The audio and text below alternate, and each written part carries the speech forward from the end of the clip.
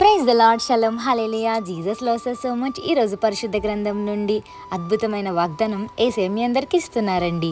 కీర్తనల గ్రంథం 40వ అధ్యాయం 5వ వచనం, మా ఎడల నీకున్న తలంపులు బహు విస్తారములు. ఇంకోసారి చదువుకుందామండి.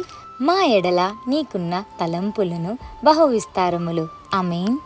సాధారణంగా పిల్లలు పుట్టినప్పటి నుంచి మొదలుకొని వాళ్ళకి పెళ్లి చేసేంత వరకు తల్లిదండ్రులు చాలా ఆలోచిస్తారు కదా. ఏ స్కూల్లో జాయిన్ చేయాలి, ఎక్కడ చదివించాలి, ఎక్కడ ట్యూషన్లో పెట్టాలి, బిడ్డలు ఎక్కడ ఇంకా జ్ఞానం తక్కువగా ఉన్నారు, ఏ సబ్జెక్ట్లో వీక్గా ఉన్నారు అని చాలా ఆలోచిస్తారు. వాళ్ళ స్టడీస్లో కానీ వాళ్ళ మ్యారేజెస్లో కానీ ప్రతీదీ ఎంతో ఆలోచిస్తారు కదండి.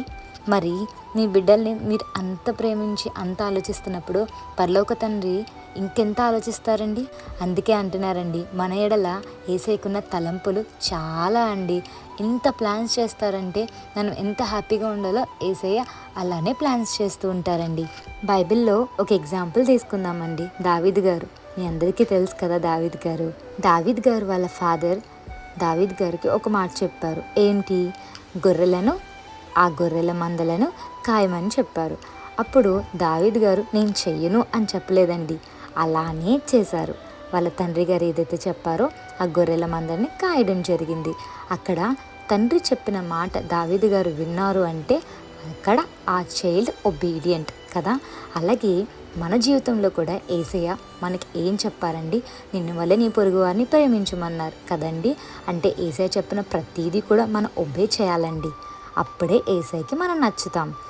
దావీద్ గారండి తన దగ్గర ఉన్న ఇన్స్ట్రుమెంట్ దేవునిని సంతోషపరచడానికి, యేసయ్యని మహిమపరచడానికి యూజ్ చేశారండి.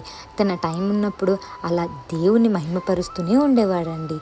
మరి ఈరోజు మీకు సమయం దొరికినప్పుడు యేసయ్య కోసం ఏం చేశారండి? యేసయ్యకి వర్షిప్ చేశారా లేదా?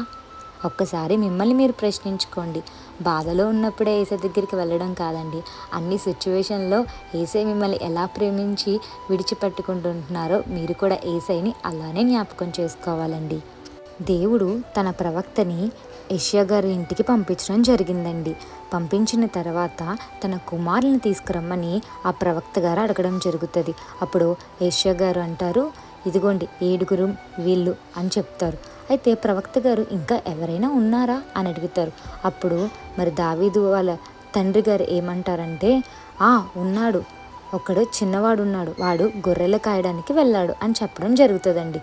అప్పుడు ప్రవక్త అయిన సమూయేలు గారితో దేవుడు అంటారండి, ఇంకొక కొడుకు ఉంటారు, వాళ్ళని పిలవమని చెప్తారు.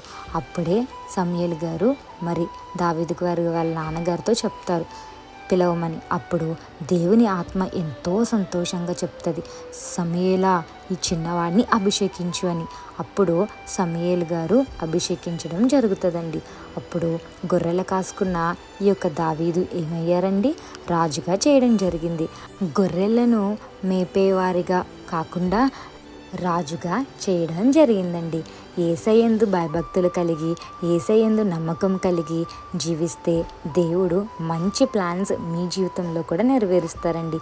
చూశారు కదా ఈ దావీదు గారి జీవితంలో ఎలా జరిగిందో అద్భుతమైన ప్లాన్స్. దావీదు గారు వాళ్ళ ఇంట్లో వాళ్ళ నాన్నగారు ఇన్ని ప్లాన్స్ వేయలేదండి, కానీ దేవుడు ఏర్పరచుకున్న దావీదు గారి జీవితంలో గొప్ప ప్రణాళికతో ఏర్పరచుకున్నారు. అందుకే యేసయ్య ఎడల దావీదు గారికి ఉన్న తలంపులు బహు విస్తారములు. అందుకే గొర్రెలు కాసుకున్న అతన్ని ఏం చేశారండి? రాజుగా చేయడం జరిగింది. మీ జీవితంలో అద్భుతాలు జరగాలంటే యేసయ్యందు భయభక్తులు కలిగి ఉండాలి, ఒబీడియంట్గా ఉండాలి, ట్రస్ట్ కలిగి ఉండండి. దేవుడు మంచి ప్లాన్స్ మన ఎడల కలిగి ఉంటారండి. యేసయ్య చిత్తానికి లోబడండి. యేసయ్య విస్తారంగా మనలను ప్రేమిస్తున్నారు. యేసయ్యకే మహిమ చెల్లును గాక.